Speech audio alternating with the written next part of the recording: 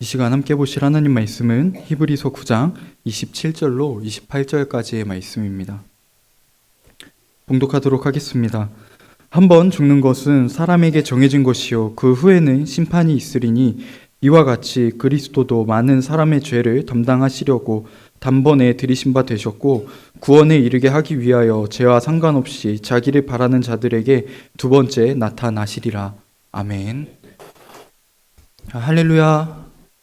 아멘. 네, 주일 예배에 나오신 여러분을 주님의 이름으로 축복하고 환영합니다. 이 시간도 역사하시는 그 예수 그리스도의 사랑이 우리들 안에 가득히 부어지기를 축복하고 또 그 사랑으로 인하여서 우리들이 성도로서 살아갈 수 있게 되기를 주님의 이름으로 축복합니다. 네. 오늘 제가 말씀은 9장 27절, 28절 두 구절만 읽었지만 9장 전체의 내용을 함께 살펴보려고 합니다. 그리고 오늘 함께 살펴보고 있는 이 히브리서의 말씀을 조금 더 잘 이해하기 위해서는 히브리서를 받아서 보던 수신자들의 그 상황을 알 필요가 있습니다. 히브리서를 받아보는 당시의 수신자들은 예수 그리스도를 영접한 유대인들이었습니다. 즉 유대인 그리스도인들이었습니다. 우리들이 모두 알고 있듯이 초대교회의 상황은 예수 그리스도를 믿고 따르는 것이 쉽지 않은 상황이었습니다. 초대교회 때는 항상 많은 핍박들이 따라왔습니다. 유대인 그리스도인들에게도 마찬가지로 예수님을 믿고 따름에 있어서 많은 핍박과 어려움과 고난들이 닥쳐왔습니다. 당시의 성도들이 고난을 받았던 것 같이 그들 역시 사회적으로 불합리한 상황을 마주해야 했고 생명의 위협을 받아야 했습니다. 그리고 이 유대인 그리스도인들에게는 특별히 있는 어려움이 있었는데 그것은 동족들과 가족들에 의한 핍박을 경험해야 하는 것이었습니다. 유대인들은 예수를 생각할 때 십자가에 못 박혀 죽었어야 하는 죄인으로서 받아들였고 또 예수를 생각할 때 나무에 달려서 죽은 저주받은 자로 받아들였습니다. 그런 예수를 메시아로, 그리스도로, 구원자로 고백하고 받아들인다는 것은 유대교를 떠난다는 것이었고 이 출교를 한다는 것은 당시 유대인들에게 있어서 죽음과 같이 받아들여지는 일이었습니다.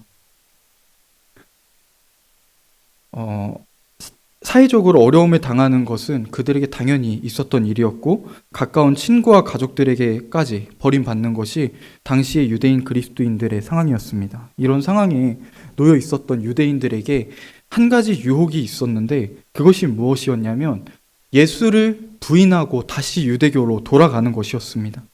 유대교로 돌아가기만 하면 다시 사랑하는 동족들의 품으로, 가족들의 품으로, 친구들의 품으로 돌아갈 수 있었고 다시 사회적으로 인정받는 삶으로 돌아갈 수 있었습니다. 예수를 버리기만 한다면 일상생활을 회복할 수 있었고 배교의 위기가 유혹으로 그들에게 항상 있었던 것이 유대인 그리스도인들의 상황이었습니다. 그런 유대인들을 향해서 쓰여진 히브리서의 내용을 보면은 그래서 그들에게 계속해서 예수를 바라보자고 예수가 그리스도라고 예수 안에 구원이 있다고 끊임없이 외치는 것을 발견할 수 있습니다. 그리고 그 유대인 그리스도인들에게 메시지를 효과적으로 전달하기 위해서는 그들에게 익숙했던 문화와 익숙했던 상황들을 통해서 메시지를 전해야 했고 그리스도인들이었지만 유대인이라는 그들의 정체성을 생각했을 때 그들에게 익숙했던 문화는 율법이었고 제사였고 제사장 같은 것들이었습니다. 그래서 히브리서는 신약 속의 구약이라는 별명을 가지고 있을 정도로 구약 성경과 밀접한 관계를 보이고 있습니다. 오늘 우리들이 함께 살펴보는 히브리서 9장의 내용도 유대인들에게 익숙했던 성막과 제사와 대제사장의 내용을 통해서 예수 그리스도의 뛰어남과 그의 구원을 이야기합니다. 먼저 9장 1절에서 첫 언약에도 섬기는 예법과 세상에 속한 성소가 있었다고 이야기합니다. 여기서 첫 언약이라고 이야기하는 것은 하나님께서 모세와 시내산에서 맺었던 그 시내산 언약을 이야기합니다.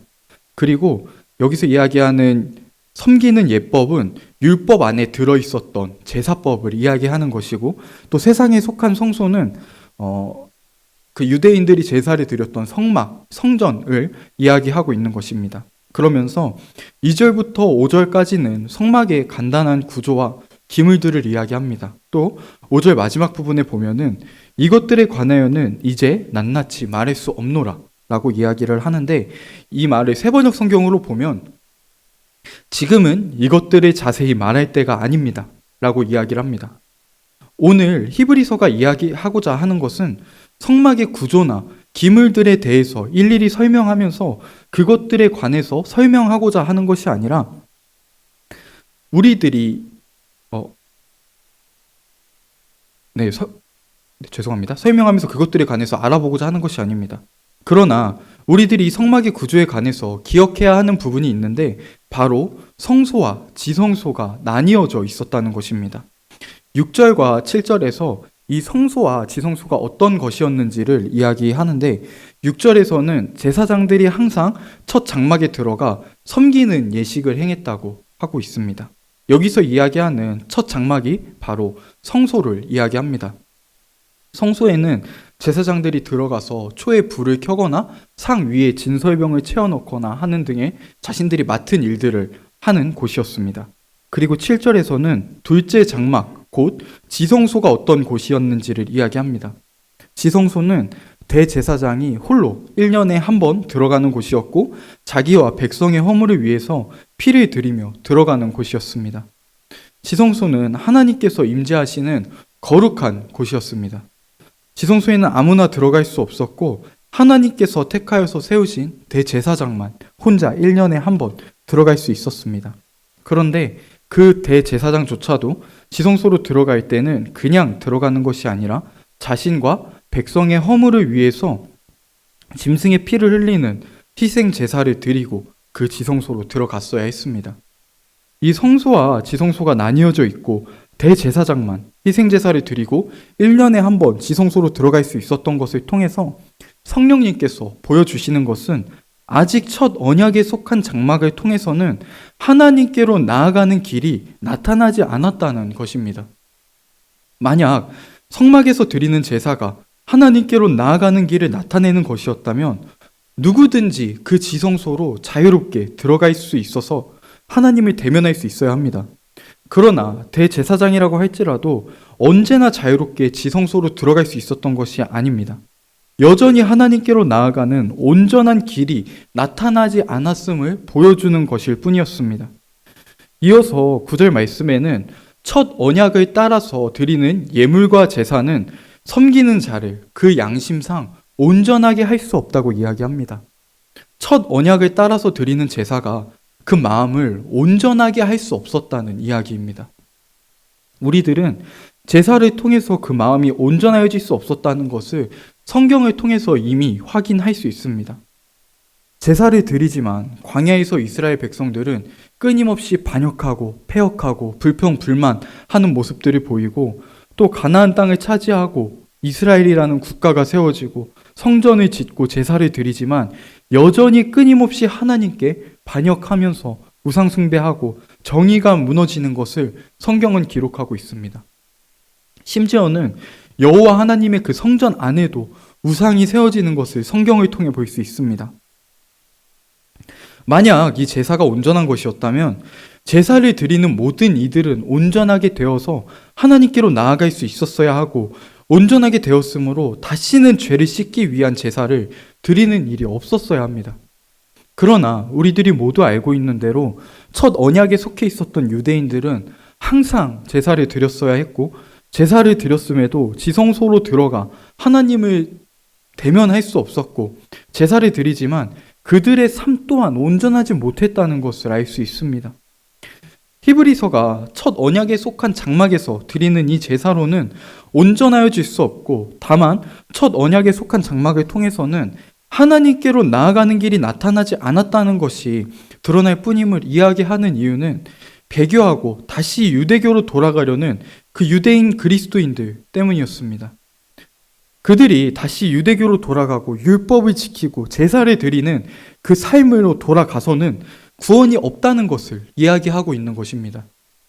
유대인 그리스도인들에게 유대교로 돌아가는 것은 그들의 이 땅에서의 삶을 생각해 볼 때는 그리스도인으로서 살아갈 때보다 훨씬 더 안정적이고 안락한 삶을 허락해 주는 일이었습니다.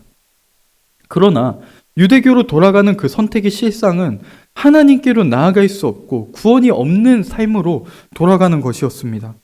유대교로 돌아간다는 것은 하나님을 온전히 섬기고 따르기 위한 선택이 아니라 이 땅에서의 삶의 안락함을 위한 선택이었을 뿐입니다. 지금 이 세상을 살아가는 우리들에게도 배교의 위기를 가지고 있었던 이 유대인 그리스도인들과 같은 문제를 맞이하고 살아갈 수 있습니다. 하나님을 온전히 따르고 예수 그리스도를 온전히 따르는 삶을 살아가기보다는 이 세상을 살아가면서 이 땅에서의 안락함과 평안함을 줄 수 있는 것들을 선택하고 그것들을 향해서 나아가는 삶을 살아가고 있는 것은 아닌지 우리들은 우리들의 삶을 되돌아봐야 합니다. 유대인들이 보다 평안하고 안락한 이 땅에서의 삶을 찾아가기 위해서 유대교로 돌아가고 제사를 드리는 삶으로 돌아갔을 때 거기에 참 평안이 없고 구원이 없는 것을 발견한 것과 같이 우리들이 예수를 떠나서 이 세상에서의 것들로 평안을 찾고 안락함을 찾는다고 한들 거기에는 참 평안이 없음을 발견하게 될 뿐입니다. 우리들에게 정말로 필요한 것은 이 세상을 살아가면서 일시적으로 누릴 수 있는 안락함이나 평안함이 아닙니다.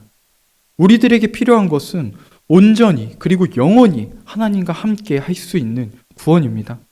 그 구원은 오직 예수 그리스도께만 있다는 것을 우리들은 잘 기억해야 합니다.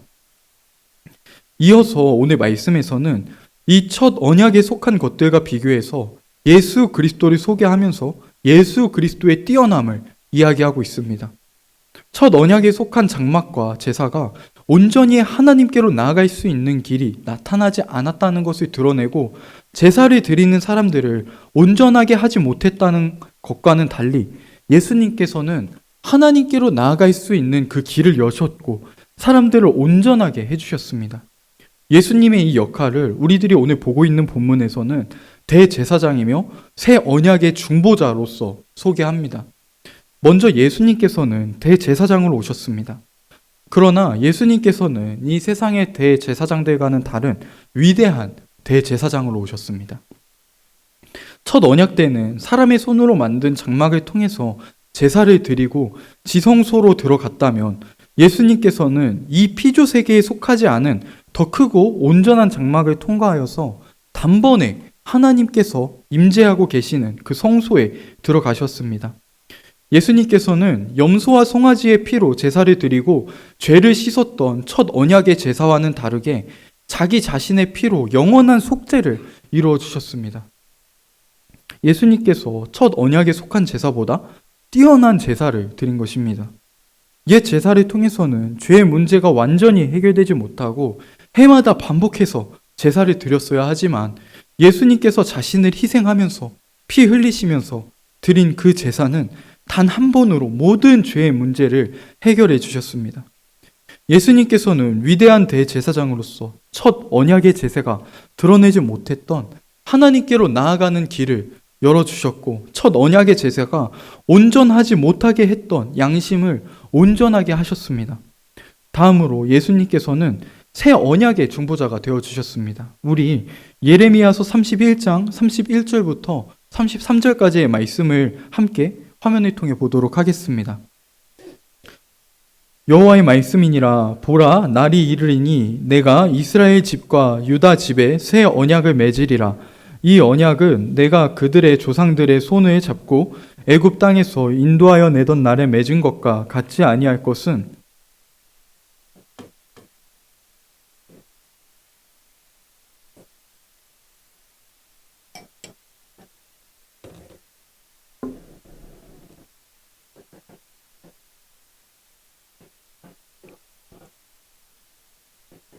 그들은 내 백성이 될 것이라.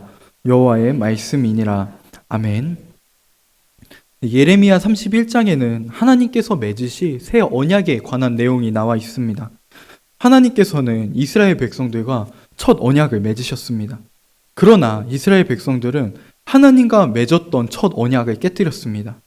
예레미야 31장 32절 말씀에서는 그들이 내 언약을 깨뜨렸다고 분명하게 이야기하고 있습니다.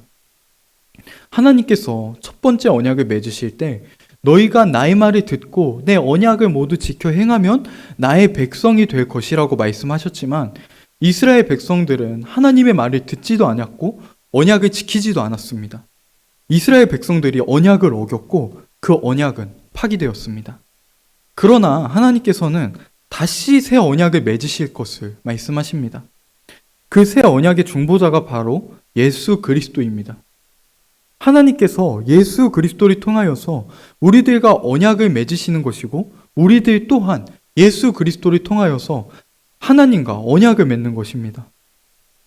하나님의 입장에서는 예수 그리스도를 통하여 언약을 맺는 이들이 하나님의 말씀을 듣고 순종하며 지킬 것이라는 보증이 예수 그리스도께서 그 보증이 되어 주십니다.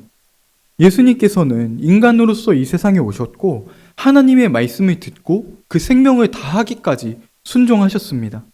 하나님께서는 예수 그리스도를 통하여서 언약을 맺은 사람들 또한 예수님과 같이 순종할 수 있는 존재로서 받아들여 주십니다. 그리고 우리들 입장에서는 예수님을 통하여서 하나님과 언약을 맺을 때 하나님께서 하나님과 언약을 맺은 이들을 포기하지 않으시고 하나님의 생명과 법을 허락하여 주신다는 보증이 되어 주십니다. 사람들이 여전히 죄악에 빠져 살아가고 있을 때 예수 그리스도께서는 이 땅에 오셨고 그 사람들이 영원히 살아갈 수 있는 영생을 주시고 하나님의 법을 따라서 살아갈 수 있도록 하기 위해서 그 생명을 내어주셨습니다. 우리들이 예수님을 바라볼 때 하나님께서 우리들을 어떻게 사랑하시는 분인지를 알 수 있고 우리들에게 생명과 그 법을 허락하여 주시는 분임을 알 수 있습니다. 그리고 33절에서는 새 언약이 옛 언약과 어떻게 다른지를 이야기합니다. 첫 언약을 맺을 때는 하나님께서 돌판에 그 법을 새겨서 주셨습니다. 그러나 그 돌판을 통해서 법을 받은 인간들은 하나님의 법을 어기고 언약을 깨뜨렸습니다. 그러나 예수 그리스도를 통하여서 맺는 새 언약은 하나님의 그 법을 우리들 안에 그리고 우리들 마음에 새길 것이라고 말씀하십니다. 예수 그리스도를 통하여서 새 언약을 받은 우리들의 모든 마음과 생각이 변하게 될 것이라는 이야기입니다.